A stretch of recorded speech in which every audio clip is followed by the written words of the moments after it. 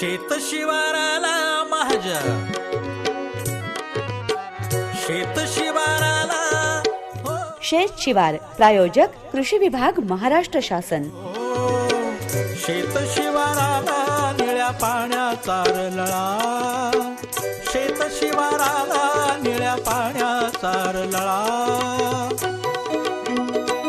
बांधबंदी Stein फुलतो हा बळीराजाचा मळा, बांधबंदी Stein फुलतो हा बळीराजाचा मळा. हिरव शिवार शेत शिवार, हिरव शिवार शेत शिवार, हिरव शिवार शेत शिवार, हिरव शिवार शेत शिवार. राम राम मंडळी, राम राम. काय मंडळी, रब्बी हंगामाच्या तयारीला लागला का नाही अजून? हा चला, अहो घाई करा, येतनं माहिती घ्यायची आणि आपल्या शेत शिवाराच्या कामाला लागायचं बरं का. चला चला, या या.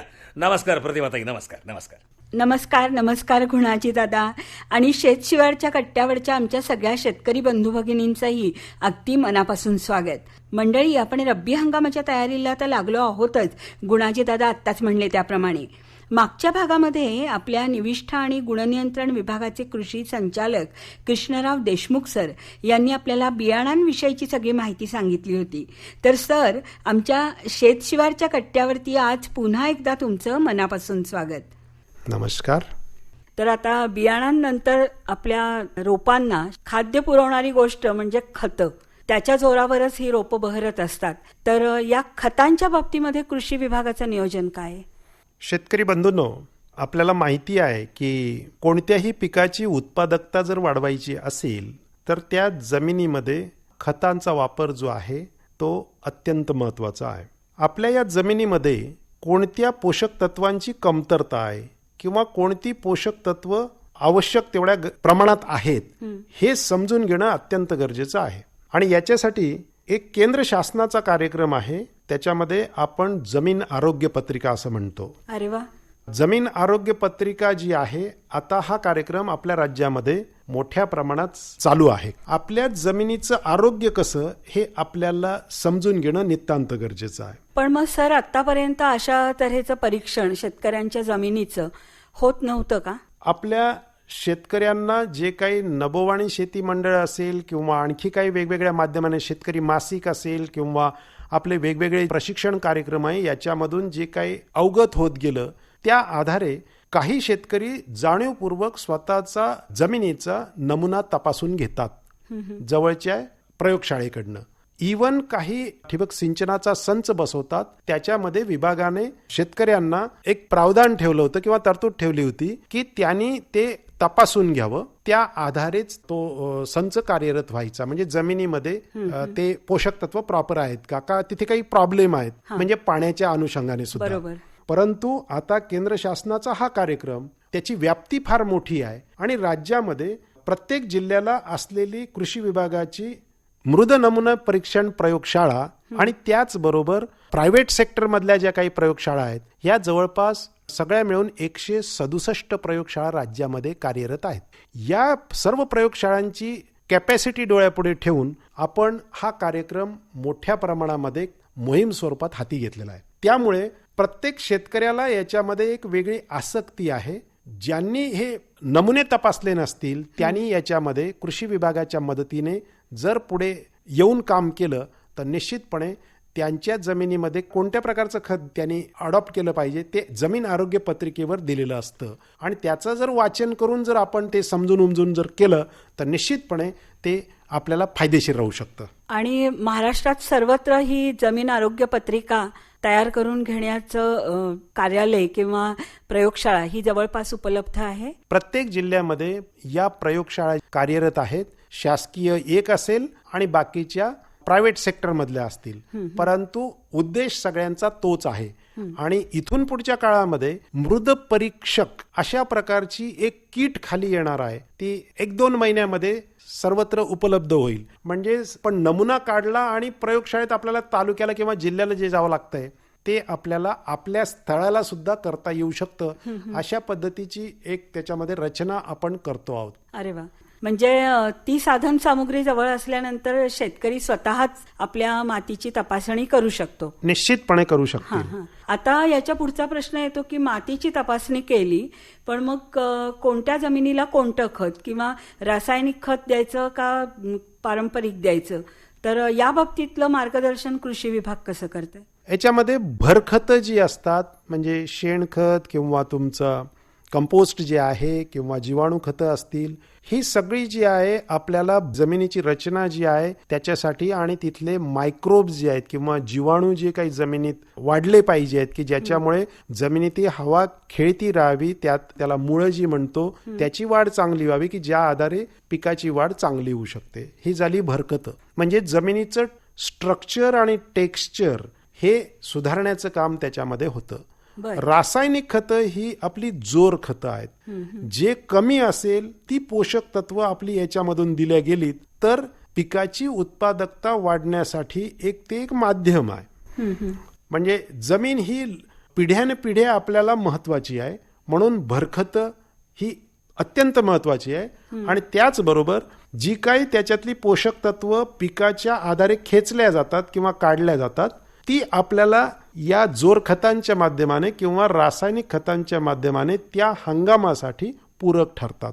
म्हणजे आजारी माणसाला जसं डॉक्टर काही वेळेला व्हिटॅमिनच्या गोळ्या देतात की तुमच्या शरीरामध्ये या व्हिटॅमिनची कमतरता आहे ते या गोळ्या घ्या तुम्ही, तसं जमिनीतले पोषक द्रव्य कमी झाल्यावर त्याला आपण जोर खतं देऊ शकतो. बरोबर.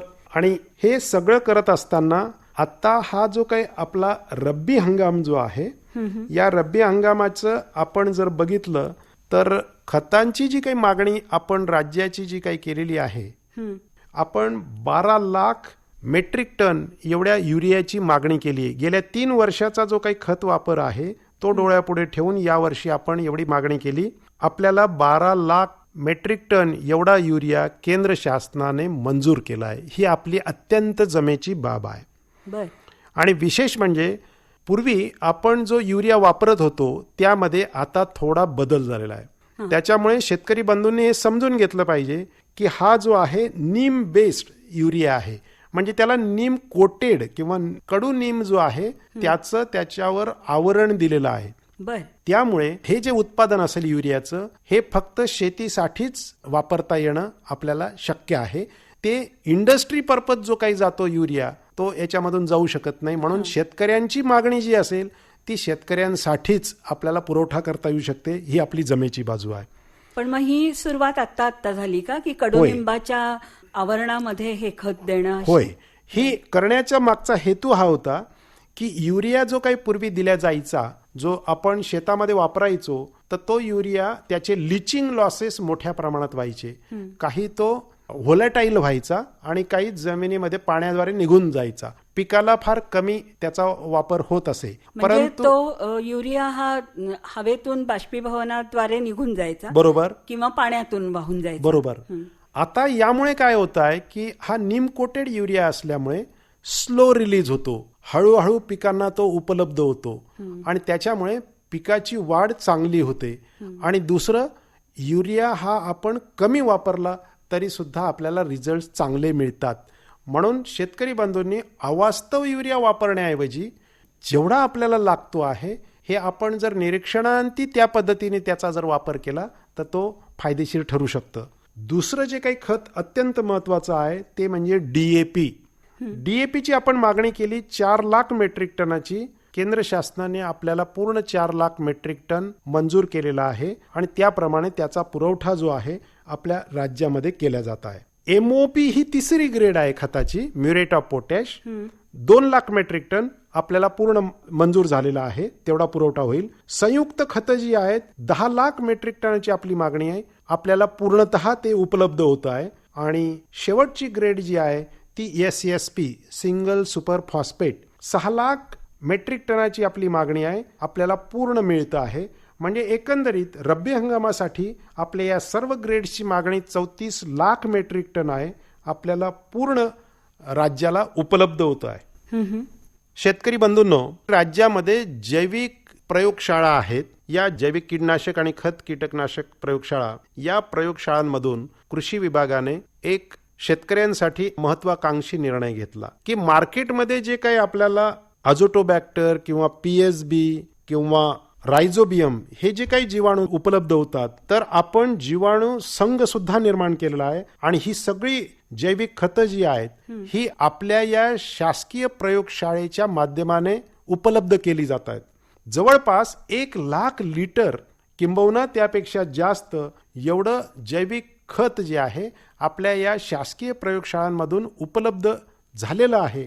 माझी शेतकरी बंधूंना विनंती आहे की त्यांनी आपल्या या जैविक प्रयोगशाळा ज्या आहेत या प्रयोगशाळांमधून ते उपलब्ध करून घ्यावं आणि त्याचा उपयोग उत्पादकता वाढीसाठी करून घ्यावा. वा सर, हे तुम्ही खूपच छान सांगितलं. म्हणजे रासायनिक खतं आणि जैविक खतं असा प्रश्न ज्या शेतकरी बंधू भगिनींच्या मनात असेल तर त्यांना तुमच्या या सगळ्या स्पष्टीकरणातून चांगलं मार्गदर्शन मिळालं असेल. आणि चांगली बियाणं याविषयी मागच्या भागात आपण बोललो आणि आता पिकाला पोषक अशा जैविक खतांविषयी बोललो, त्याच्या उपलब्धतेविषयी बोललो. तर शेतकरी बंधू भगिनींनो, सरांनी सांगितल्याप्रमाणे या सगळ्याचा लाभ तुम्ही जवळच्या केंद्रांमध्ये प्रयोगशाळांमध्ये जाऊन नक्कीच घ्या. आणि तरीही काही शंका असेल मनामध्ये तर आम्ही कार्यक्रमाच्या शेवटी जो फोन नंबर आणि ईमेल ID सांगतोय तिथे संपर्क साधा, म्हणजे तुम्हाला याच्यामध्ये व्यवस्थित काम करता येईल. तर आता आजच्या कार्यक्रमामध्ये निविष्ठा आणि गुणनियंत्रण विभागाचे कृषी संचालक कृष्णराव देशमुख यांच्यासह मी आपला निरोप घेते. नमस्कार. नमस्कार. हिरव शिवार शेत शिवार, हिरव शिवार शेत शिवार. मंडळी, आपापल्या पिकाला द्यायच्या पोषक द्रव्यांची सारी तयारी अशी करायची बरं का. हा, आपल्या कृष्णराव देशमुख साहेबांनी सांगितल्या प्रमाणे वय बरोबर. हा, चला आता या निशाताई आहेत का नाही तर गावाच्या वाट बघतायत बघा. अहो, गावच्या अंगणवाडी सेविका आहेत या निशाताई. नमस्कार. या. नमस्कार. नमस्कार गुणाजी दादा आणि मंडळी, तुम्हालाही नमस्कार. आपल्या शेतशिवार कार्यक्रमात तुम्ही सगळेच इथून पुढे सहभागी होताय. तुम्हाला कार्यक्रम ऐकून काही सूचना करायच्या असतील, काही प्रश्न विचारायचे असतील आणि काही अभिप्राय सुद्धा द्यायचे असतील तर कृषी विभागाने खास तुमच्याकरता दिलेला ईमेल ॲड्रेस मी तुम्हाला सांगणार आहे. ईमेल ॲड्रेस लक्षात ठेवा किंवा लिहून घ्या आणि त्याचं स्पेलिंग सुद्धा नीट लक्षात ठेवा. SHETSHIVAR16@gmail.com. आणि ईमेल ॲड्रेस मधली सगळी अक्षरं स्मॉल लेटर म्हणजे लहान अक्षरात लिहायची आहेत. आणि तुम्हाला मेसेज करून सुद्धा प्रश्न विचारता येतील, कारण आता व्हॉट्सअप आहेच आहे तुमच्यापैकी बऱ्याच जणांकडे. तेव्हा व्हॉट्सअपचा नंबर सुद्धा लिहून घ्या. 9767215272 9767215272. आणि मंडळी, तुमच्या प्रश्नांची, तुमच्या SMS ची आम्ही वाट बघतोय बरं का. बघा, निशाताईंनी एवढं सांगितलंय, लिहिलंय का नाही, तर मग ते सगळं लक्षात ठेवायचं बरं का. हा, तर मंडळी, घेऊ का निरोप आता तुमचा. हा, अहो, भेटायचं तर आहेच, पण काय आपापल्या शेत शिवारामध्ये बरं का कामं बी लई पडली आहे, ती उरकायची आहेत बरं का सगळी. तेव्हा आता भेटू, परत भेटणार आहे. हा, राम राम.